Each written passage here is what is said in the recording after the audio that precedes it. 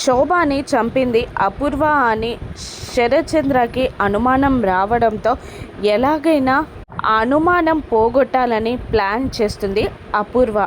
కానీ తన జుట్టు కానీ ఫింగర్ ప్రింట్ కానీ ఎక్కడ ఏది దొరికినా భూమి డిఎన్ఏ టెస్ట్ చేయిస్తుందన్న భయంతో ఫేస్కి మాస్క్ వేసుకొని జుట్టుని చున్నీతో కవర్ చేసి చేతులకి గ్లౌజెస్ వేసి డిఎన్ఏ టెస్ట్కి ఛాన్స్ లేకుండా తనని తాను కవర్ చేసుకొని తిరుగుతూ ఉంటుంది అపూర్వ.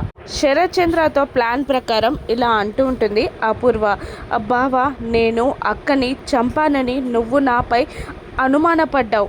నీపై నాలో ఉన్న ప్రేమ నిజమని నిన్ను నమ్మించడానికి, నీపై నాకున్న ప్రేమ స్వచ్ఛమైందని నిన్ను నమ్మించడానికి, నా ప్రేమ ప్రూవ్ చేయడానికి ఇదిగో బావా నా రక్తంతో రాసుకొచ్చాను అంటూ ఒక పేపర్ని చూపించగా దానిపైన ఐ లవ్ యూ బావా అని రక్తంతో రాసుంటుంది. అది చూసి శరత్చంద్ర కాస్త మెతకపడతాడు. అప్పుడే క్లాప్స్ కొడుతూ భూమి అక్కడికి వచ్చి, భలే ప్లాన్ చేసావు పిన్ని, అసలు ఈ రక్తం ఎవరిదంటావు అని అడిగేస్తుంది భూమి వెటకారంగా. ఇంకెవరిది, నాదే అని కోపంగా అంటుంది అపూర్వ.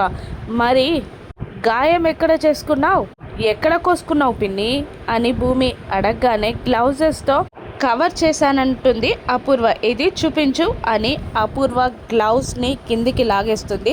ఆ భూమి నిజంగానే అక్కడ గాయం ఉంటుంది, అక్కడ నుండి రక్తం కారుతూ ఉంటుంది. అప్పుడే భూమికి ఒక ప్లాన్ వచ్చేస్తుంది.